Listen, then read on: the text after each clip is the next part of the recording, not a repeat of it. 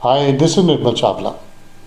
And जब हम application बनाते हैं फॉर स्टडी इन ऑस्ट्रेलिया के लिए, ऑफर लेटर तो कोई भी यूनिवर्सिटी देता है या प्राइवेट प्रोवाइडर देता है आपको। ऑफर लेटर इशू करने के बाद सबसे मोस्ट इम्पॉर्टेंट चीज़ है इज़ योर कन्फर्मेशन एनरोलमेंट, जिसको हम COE कहते हैं। नाउ जब हम ऑस्ट्रेलिया की बात करते हैं, हर यूनिवर्सिटी का और हर प्राइवेट प्रोवाइडर का different way to issue the the COE। Some G8 universities can look at a different documentation. कोई मीडियोकर लेवल की यूनिवर्सिटी डिफरेंट डॉक्यूमेंटेशन देख रही है और प्राइवेट प्रोवाइडर डिफरेंट डॉक्यूमेंटेशन देख रहा है। सो इसके लिए आपको काफ़ी क्लैरिफिकेशन होनी चाहिए। जब हम कंफर्मेशन एनरोलमेंट के लिए अप्लाई करते हैं, हमारे को वेरियस स्टेप्स फॉलो करने पड़ते हैं। सबसे फर्स्ट एंड फॉरमोस्ट स्टेप है कि क्या आपके पेरेंट्स एलिजिबल स्पॉन्सर हैं उस यूनिवर्सिटी के नज़रिए से। एंड कई यूनिवर्सिटीज़ देखती हैं कि आपके पेरेंट्स की 15 लाख रुपए इनकम होनी चाहिए। कई यूनिवर्सिटीज़ आपके पेरेंट्स की इनकम के अलावा एक स्पॉन्सर भी अलाउ कर देते हैं। And some universities are looking only for parents income. And जब हम पेरेंट्स की इनकम की बात करते हैं तो प्रूफ भी मांगते हैं कि अगर आपका बिजनेस चल रहा है, GST नंबर है, अगर आप एग्रीकल्चर बिजनेस से इनकम आ रही है आपको, क्या आपके J फार्म ऑनलाइन आ रहे हैं, अगर आप की डेयरी इनकम है, क्या आपके पास कोई वेटनरी डॉक्टर का डॉक्यूमेंट है विच सर्टिफाइज कि आपकी कितनी बफेलोज हैं, कितनी काउज हैं। So whole lot of proofs are required. हो सकता है कई यूनिवर्सिटी या कई प्राइवेट प्रोवाइडर प्रूफ ना देखें, प्रूफ ऑफ बिजनेस ना देखें, and they can issue the COE directly. And of course जब हम COE इशू कराना होता है तो academic requirement also plays a very big role. Some of the university जो टॉप 10 यूनिवर्सिटी, वो आपकी एकेडमिक रिक्वायरमेंट बहुत अच्छी चाहिए, जैसे 75% and above in best of 4 subjects, चाहे वो CBSE बोर्ड है, चाहे पंजाब बोर्ड है, या आपकी ग्रेजुएशन है अगर आप मास्टर्स के लिए अप्लाई कर रहे हैं।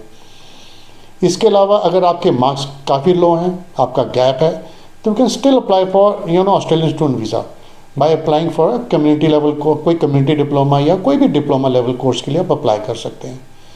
So gaps of course you have to justify the gaps. अगर आप 2024 के बाद आप फ्री हो बिल्कुल, तो आपको जस्टिफाई करना पड़ता है वाई यू फ्री।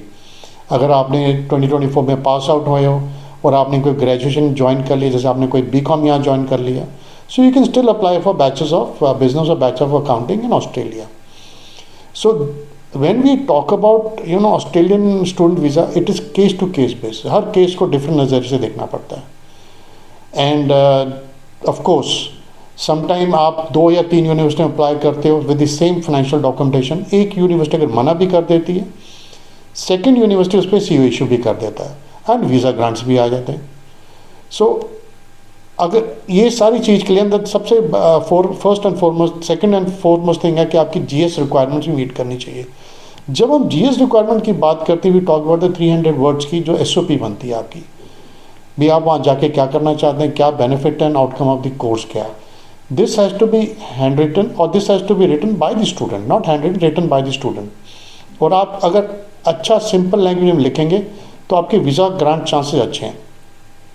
और अगर आप ChatGPT यूज़ करते हैं and you use the words which are little complicated या जो वेरी हार्ड है, और अगर आप कोई लाइंस उठाते हो फ्रॉम यूनिवर्सिटीज़ बुक और सिलेबस और something like that, then the visa के रिफ्यूज़ल के चांसेस हो जा सकते हैं। चाहे even if you have attend 80% and you have got good IELTS percentage, but still अगर आपने कहीं से कॉपी पेस्ट करा हुआ तो आपके वीज़ा के ग्रांट चांसेस कम हो जाते हैं।